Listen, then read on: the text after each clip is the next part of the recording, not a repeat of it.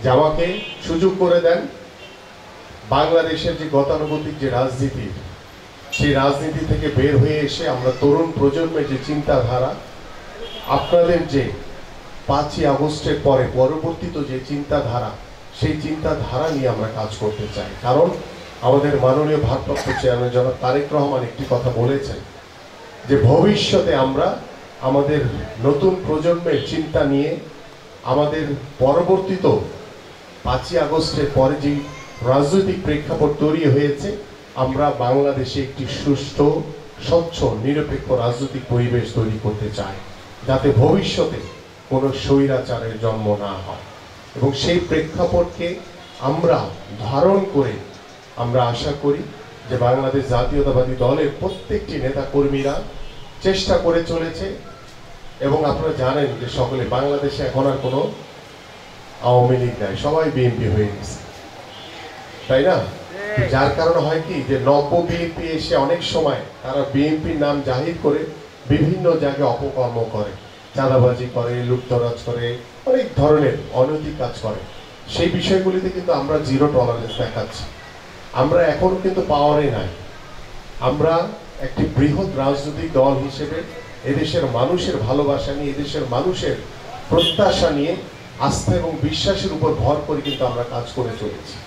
মানুষ বিশ্বাস করে যে না, বাংলাদেশ জাতীয়তাবাদী দলের উপরে আমরা বিশ্বাস এবং আস্থা রাখলে আমাদেরকে নিরাশ করবে না। সেই আস্থা এবং বিশ্বাস নিয়ে কিন্তু আমি প্রতিদিন সেই সকালবেলা ঘুম থেকে ওঠার পর থেকে দীর্ঘ রাত পর্যন্ত, অনেক সময় ফজরের নামাজ পড়ে আমাকে ঘুমাতে হয়।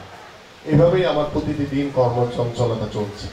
তো আমি আলহামদুলিল্লাহ যে এক সময় ফুটবল খেলেছি, খেলোয়াড় ছিলাম, যার কারণে শারীরিকভাবে কিছুটা ফিট থাকার কারণে আল্লাহর রহমতে এই এফোর্টটুকু দিতে পারছি।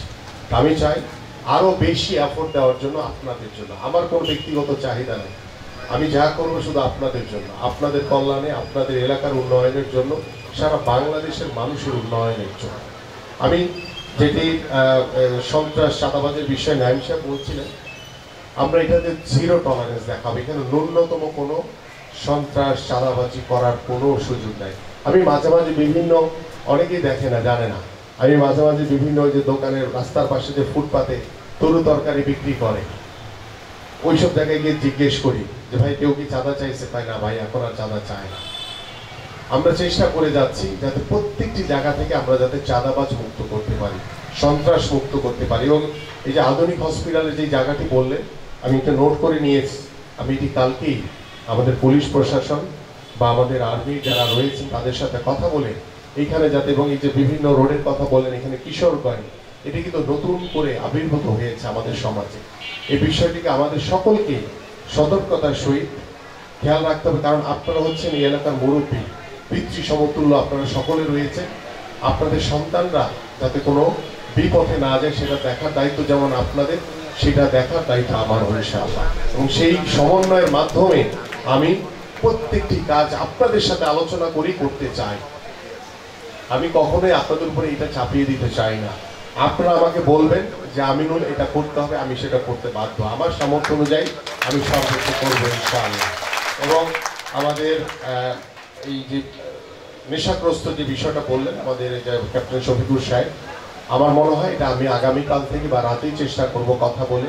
এবং এখানে কারা কারা রয়েছে এবং আমাদের স্থানীয় নেতৃবৃন্দ রয়েছে, আমি তাদেরকে অনুরোধ করব এই এলাকায় যারা এই ধরনের কার্যক্রমগুলোর সাথে জড়িত আছে, দ্রুত সময়ের ভিতর, আজকে এবং কালকের ভিতরে আইডেন্টিফাই করে তাদেরকে বোঝানোর চেষ্টা করেন, নাইলে তাদেরকে আমরা আইনের হাতে তুলে দিব, আইন তার সিদ্ধান্ত নেবে।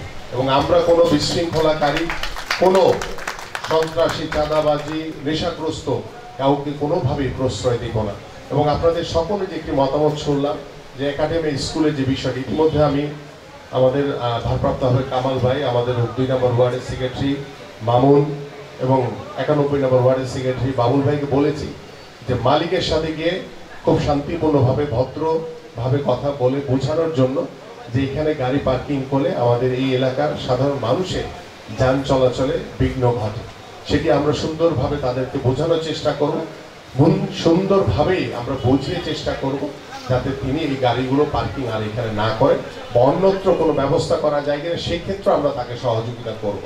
তা আমাদের মূল বিষয় হচ্ছে যে আমি আপনাদের সন্তান, আমি আপনাদের একজন এলাকার প্রতিনিধি হিসেবে কাজ করতে চাই, আমি বিএনপির একজন প্রতিনিধি হিসেবে কাজ করতে চাই, আমি ধানের শীষের প্রতীকের একজন প্রতিনিধি হিসেবে কাজ করতে চাই এবং সেই কাজ করার লক্ষ্য নিয়ে, একটি সুন্দর সমাজ গড়ার লক্ষ্য নিয়ে, একটি সমৃদ্ধশালী বাংলাদেশ গড়ার লক্ষ্য নিয়ে এবং একটি মানবিক বাংলাদেশ গড়ার লক্ষ্য নিয়ে, পাশাপাশি আমাদের এই অত্র এলাকায় আমাদের শিক্ষা, স্বাস্থ্য, আমাদের বিভিন্ন বৃষ্টিতে হলে যে অনেক জায়গায় জলাবদ্ধতা হয়ে যায়, বিভিন্ন সমস্যা রয়েছে, আমাদের ডেঙ্গুর প্রকোপ বাড়ছে, আমাদের অনেক ছোট ছোট বিষয় সমস্যা রয়েছে। সেই সমস্যাগুলো আমি আশা করি যে আপনারা যারা বাড়ি মালিক সমিতির এখানে রয়েছেন, এলাকার মুরব্বীরা রয়েছেন, দায়িত্বশীল যারা নাগরিক রয়েছেন, আপনারা সকলেই আমার কাছে আসা লাগবে না, আপনারা আমাকে বলবেন, আমি আপনাদের কাছে আসব, আপনাদের সাথে বসে আলোচনা করে কিভাবে প্রত্যেকটি এলাকার সমাধান করা যায় সেই বিষয়গুলি নিয়ে ইনশাআল্লাহ আমরা কাজ করব। গ্যাসের সমস্যার কথা বলেছেন একজন মুরব্বী আমার এখানে, আমি রাত হয়ে গেছে, চেষ্টা করবো রাতেই কথা বলার জন্য, নাহলে সকালবেলা আমরা তিতাসের এমডির সাথে কথা বলে আপনাদের এই সমস্যাটি সমাধান কিভাবে করা যায় সেটি তার যেই জোনের যে প্রধান রয়েছে তাকে ডেকে এনে কিভাবে সমাধান করা যায় সেটা আপনাদের সাথে বসায় দিব এবং আপনারা আলোচনা করি সেটা সমাধান বের করে দেবেন ইনশাআল্লাহ। সবাইকে ধন্যবাদ।